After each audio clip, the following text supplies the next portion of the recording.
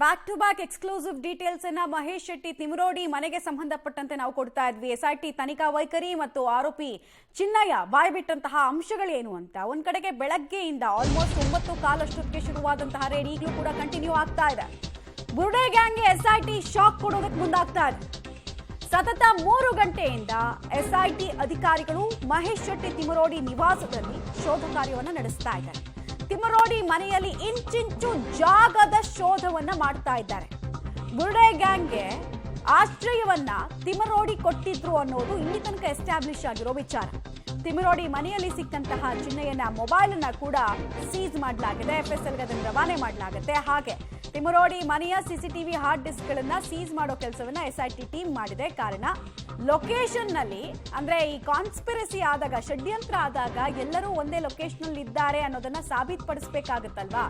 ಹಾಗಾಗಿ ಆಮೇಲೆ ಖಾತ್ರಿ ಪಡಿಸ್ಕೊಳ್ಬೇಕಾಗುತ್ತಲ್ವಾ, ಇವ್ರ ಮನೇಲಿದ್ರು ಇವ್ರ ಮನೇಲಿಲ್ಲ ಅಂತ. ಎರಡು ರೀತಿಯಲ್ಲಿ ಅದನ್ನ ಖಾತ್ರಿ ಪಡಿಸ್ಕೊಳ್ಬಹುದು. ಒಂದು, ಸಿಸಿಟಿವಿ ಫುಟೇಜಸ್ ನ ಮೂಲಕ ಟೈಮಿಂಗ್ ಮ್ಯಾಚ್ ಆಗಬೇಕು. ಎರಡನೇದು, ಮೊಬೈಲ್ ಟವರ್ ಲೊಕೇಶನ್ ನ ಡಂಪು ಎಷ್ಟು ರೇಡಿಯಸ್ನಲ್ಲಿ ಯಾರ್ಯಾರಿದ್ರು ಅನ್ನೋದು ತಿಳಿಸ್ಕೊಡುತ್ತೆ. ಹೀಗಾಗಿ ಎಲ್ಲಾ ತರ ಟೆಕ್ನಿಕಲ್ ಮಾಹಿತಿಗಳನ್ನ ಸಂಗ್ರಹಿಸೋದಕ್ಕೆ ಎಸ್ಐಟಿ ಟೀಮ್ ಮುಂದಾಗಿದೆ. ಮತ್ತೆ ಸ್ಟ್ರಾಂಗೆಸ್ಟ್ ಮೆಟೀರಿಯಲ್ ಎವಿಡೆನ್ಸ್ಗಳು, ಅಂದ್ರೆ ಇಲ್ಲೀಗಲ್ ಮೆಟೀರಿಯಲ್ ಎವಿಡೆನ್ಸ್ಗಳು ಯಾವ್ದ್ಯಾವ್ದು ಸಿಗುತ್ತೋ ಅದನ್ನೆಲ್ಲ ವಶಕ್ಕೆ ಪಡೆಯೋ ಕೆಲಸವನ್ನ ಕೂಡ ಮಾಡಲಾಗ್ತಾ ಇದೆ.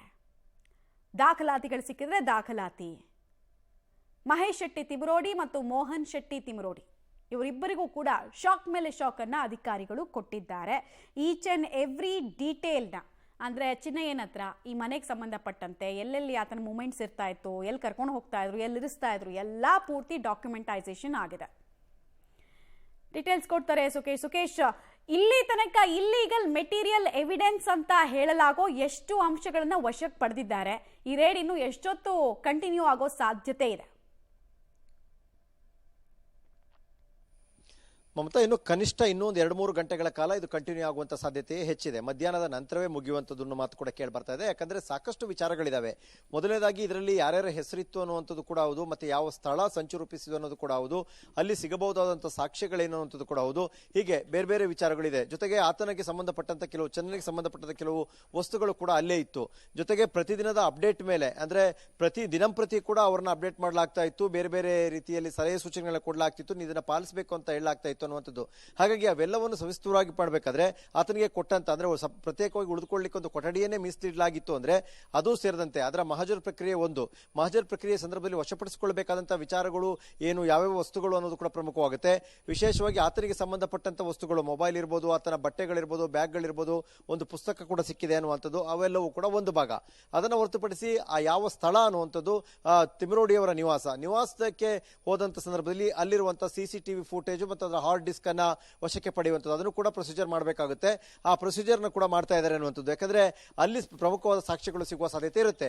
ಆ ಒಂದು ಸಿಸಿಟಿವಿ ಕ್ಯಾಮೆರಾಗಳಲ್ಲಿ ಚೆನ್ನ ಓಡಾಡಿದ್ದು, ಬಂದಿದ್ದು, ಹೋಗಿದ್ದು ಎಲ್ಲವೂ ಕೂಡ ಇದ್ರೆ, ಆತ ಹೇಳಿದ್ದಂತ ದಿನಗಳಿಂದ ಹಿಡಿದು ಅಲ್ಲಿಯವರೆಗೆ ಆತ ಎಷ್ಟು ಬಾರಿ ಬಂದಿದ್ದ ಅನ್ನುವಂತ ಅಕೌಂಟಬಿಲಿಟಿ ಕೂಡ ಅದರಲ್ಲಿ ಸಿಗುತ್ತೆ. ಅವೆಲ್ಲವನ್ನು ಕೂಡ ವಶಕ್ಕೆ ಪಡೆಯುವ ಕೆಲಸವನ್ನ ಮಾಡ್ತಾ ಇದ್ದಾರೆ. ಮಮತಾ, ಸುಕೇಶ್, ಬಹಳ ಇಂಪಾರ್ಟೆಂಟ್ ಆಗಿ ಗ್ರೇಡ್ ನಡೆಯೋ ಟೈಮ್ ನಲ್ಲಿ ಮಹೇಶ್ ಶೆಟ್ಟಿ ತಿಮರೋಡಿ ನಿವಾಸದಲ್ಲೇ ಇದ್ರ ಅನ್ನೋದು ಪ್ರಶ್ನೆ ಬರುತ್ತೆ. ಯಾಕಂದ್ರೆ ನಮಗ್ ಗೊತ್ತಿರೋ ಪ್ರಕಾರ ಉಜಿರೆ ಭಾಗದಲ್ಲಿ ಗಣೇಶ ಚತುರ್ಥಿ ಟೈಮ್ ನಲ್ಲಿ ವಿಪರೀತ ಅವ್ರು ಬಿಸಿ ಇರ್ತಾರೆ. ಅಲ್ಲೆಲ್ಲ ಸ್ಟ್ರಾಂಗ್ ಆಗಿ ಉತ್ಸವ ಎಲ್ಲ ಮಾಡ್ಕೊಂಡು ಮನೆಯಿಂದ ಆಚೆ ಇರೋದೇ ಹೆಚ್ಚು.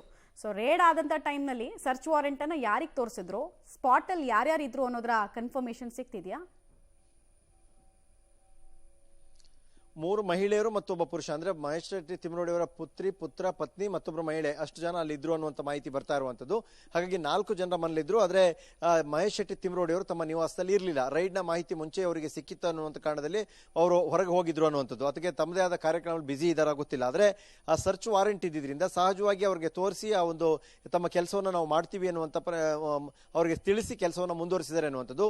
ಹಾಗೆ ಸದ್ಯಕ್ಕೆ ಅವರ ಕುಟುಂಬದ ಸದಸ್ಯರು ಇದ್ದಾರೆ ಮನೆಯಲ್ಲಿ ಅನ್ನುವಂಥದ್ದು. ಕುಟುಂಬದ ಸದಸ್ಯರ ಸಮ್ಮುಖದಲ್ಲಿ, ಯಾಕಂದ್ರೆ ಮಹಿಳಾ ಪೊಲೀಸ್ ಸಿಬ್ಬಂದಿಗಳು ಕೂಡ ಇಲ್ಲಿದ್ದಾರೆ, ಅವರ ನೇತೃತ್ವದಲ್ಲಿ ಕೆಲಸವನ್ನು ನಡೆಸ್ತಾ ಇದ್ದಾರೆ.